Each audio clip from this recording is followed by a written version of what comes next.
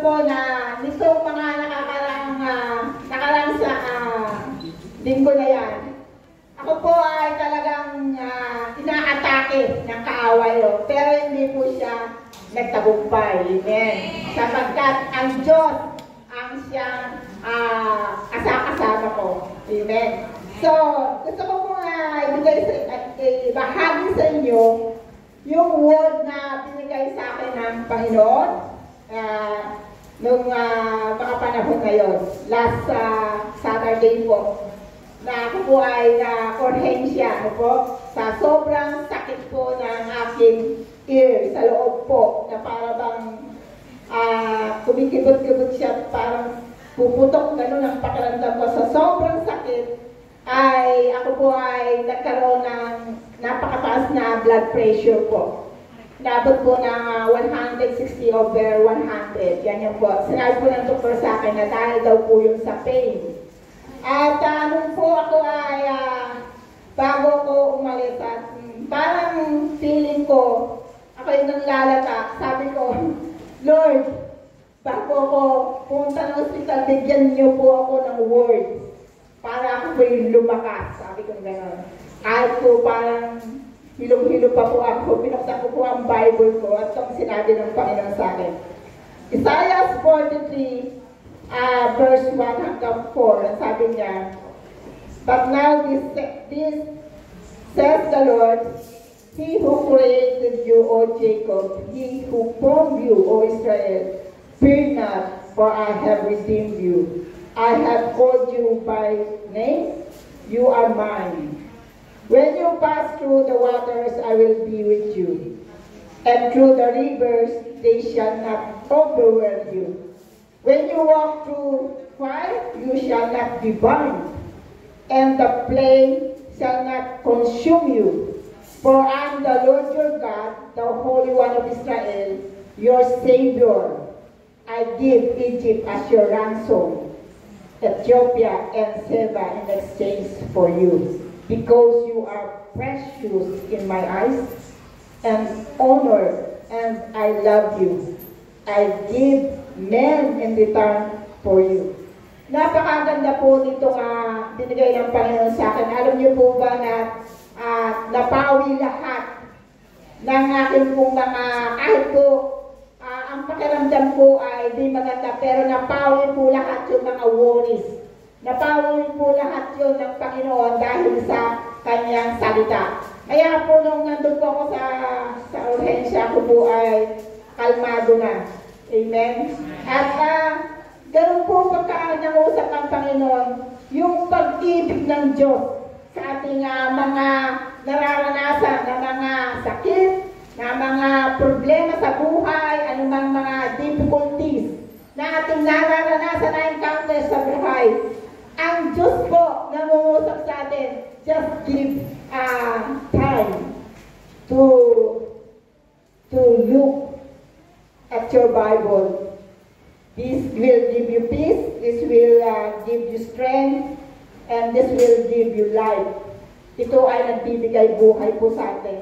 Kaya po, nakita ko po kung gaano kamahal ng Diyos. Dahil sinabi niya, ikaw ay sa akin, ililigtas kita. Amen?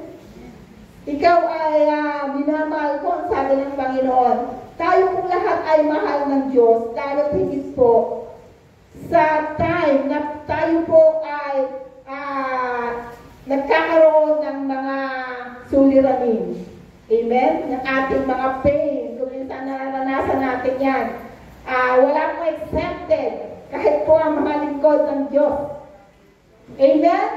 Sapagkat ito po ay isang kaparaanan ng Diyos upang makilala natin siya bilang isang magaling na doktor. Siya yung ating great healer. Amen? Amen. Amen. At sa 1 Corinthians chapter 6 verse 13, ang sabi po doon, we are the temple of the Spirit of God.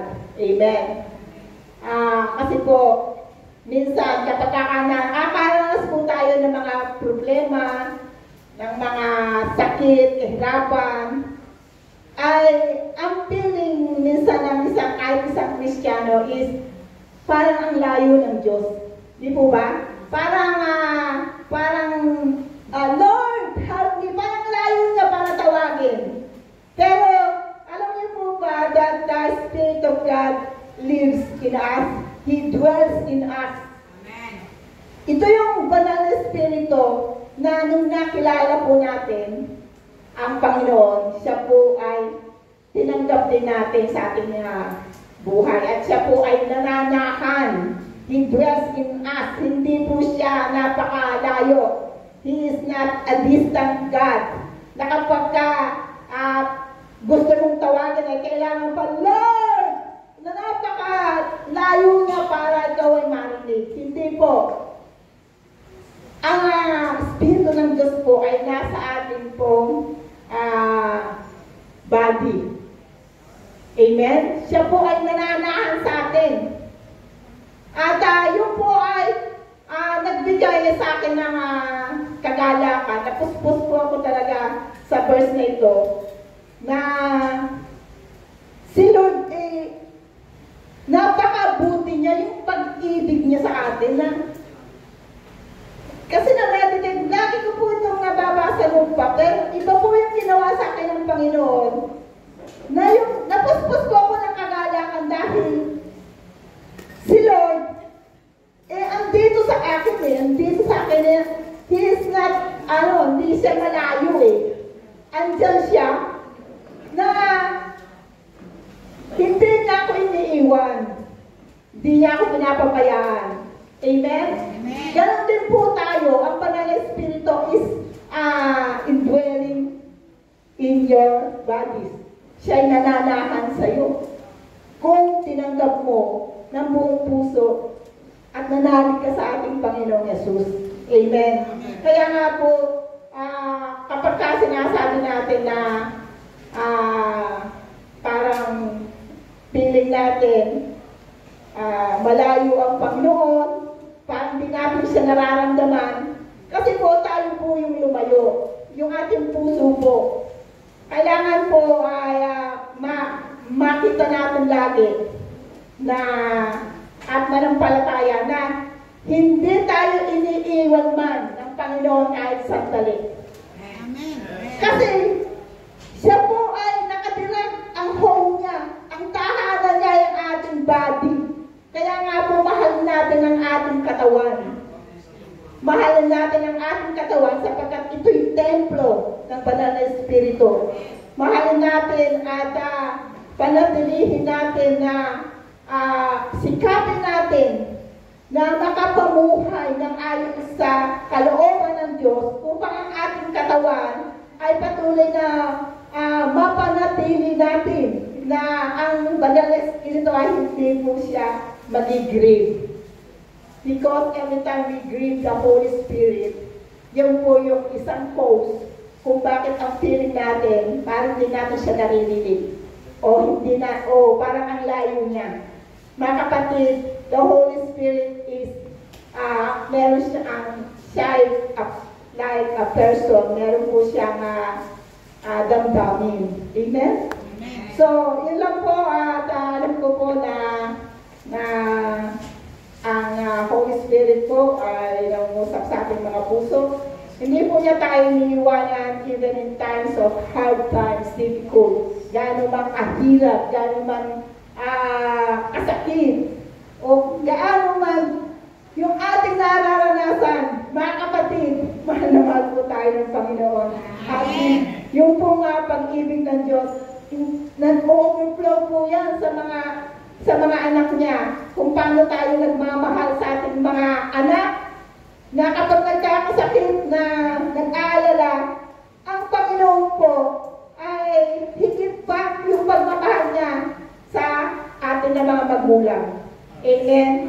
Ganun niya tayo minamahal at praise God kasi undescribable po ang pag-ibig ng Diyos. At hindi ko po ma-describe. Amen? At turing po ang Panginoon sa kanila mga kalwalhatian. Amen. Praise God.